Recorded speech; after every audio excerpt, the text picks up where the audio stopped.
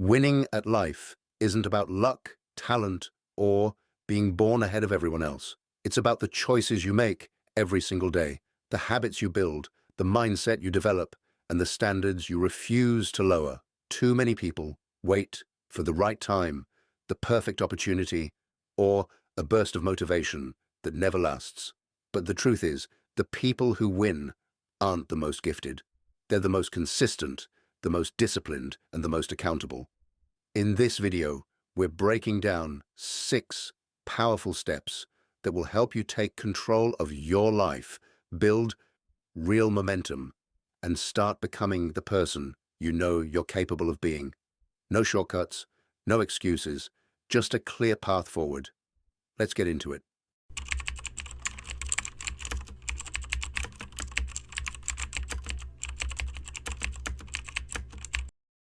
Means you stop pointing outward and start looking inward. It's easy to blame your situation, your upbringing, your finances, your environment, other people. But every time you do that, you give away your power, because if it's their fault, then it's out of your control. But the moment you say, "This is on me," everything changes. It doesn't mean everything that happened to you is fair. It doesn't mean you caused every problem. It means you accept that your future is your responsibility, no matter your past. That shift is powerful. Instead of saying, "I don't have time," you ask, "How can I make time?" "I'm not good at this," you ask, "How can I improve?" "My situation is holding me back," you ask, "What can I do with what I have?" Winners focus on solutions. Losers stay stuck in excuses. And here's the hard truth. Excuses feel comfortable because they protect your ego, but they also keep you exactly where you are. Responsibility, on the other hand, is uncomfortable. It forces you to confront your habits, your discipline, your decisions, but it also gives you something priceless: control.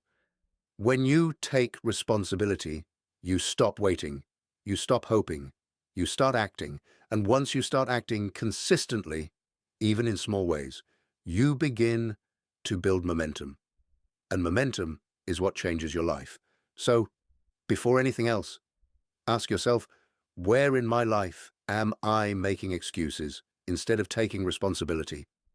Fix that first. Everything else builds on it.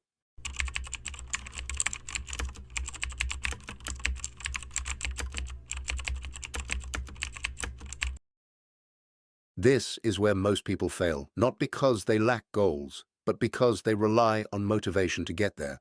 Motivation is temporary. It comes and goes based on your mood, your environment, your energy levels, even your sleep. If you only act when you feel motivated, your progress will always be inconsistent. That's where discipline comes in. Discipline is doing what needs to be done, even when you don't feel like it. It's getting up when your alarm goes off, working on your goals when you're tired, showing up on days when you'd rather quit. Discipline doesn't rely on emotion. It relies on commitment. And here's the truth most people don't want to hear. You will not feel motivated most days. You'll feel distracted. You'll feel tired. You'll feel like skipping it just this once. That's the exact moment discipline matters most. Build systems, not willpower. Willpower is unreliable. Systems are not. Instead of saying, "I'll work out when I feel like it," say, "I work out at 7 a.m. no matter what." Make your actions automatic. Examples: set a fixed time for your work. Remove distractions before you start. Then prepare what you need the night before. The less you have to think, the easier it is to stay consistent.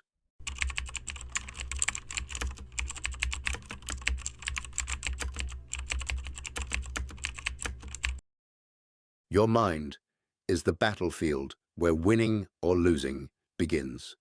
It's not your circumstances, your job, or your environment. It's how you think about them that determines your results. Most people let their thoughts control them. "I can't do this. This is too hard. I'll never succeed." And just like that, those thoughts become reality. Step 1. Awareness. Notice your thoughts. Identify fear, doubt, or anxiety. Ask yourself, is this thought helping me or holding me back? Once you see it, you can choose your response instead of reacting automatically. Replace limiting thoughts with empowering ones. Instead of, I'm not ready, say, I'll start now and improve as I go. Instead of, I'll fail anyway, say, failure is feedback, not a verdict. Instead of, I'm too tired, say, I'll take the next step, no matter how small. Feed your mind the thoughts that serve you, because your brain can't tell the difference between what you imagine and what you act on. Control your focus. Where your attention goes, energy flows. Focus on solutions, not problems. Focus on what you can control, not what you can't. Focus on growth, not excuses. The more you practice this, the more your mind stops wandering into doubt, worry, and fear, and starts working for you. Train your mind like a muscle. Daily exercises, meditate, or do focused breathing. Visualize your goals and success. Journal negative thoughts and turn them into actionable steps.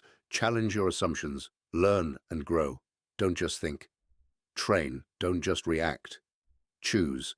Mastering your mind gives you clarity under stress, confidence in your decisions, and the ability to take consistent action even when life gets hard.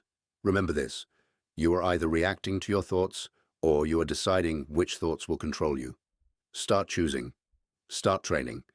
Your mind can be your greatest ally or your biggest obstacle.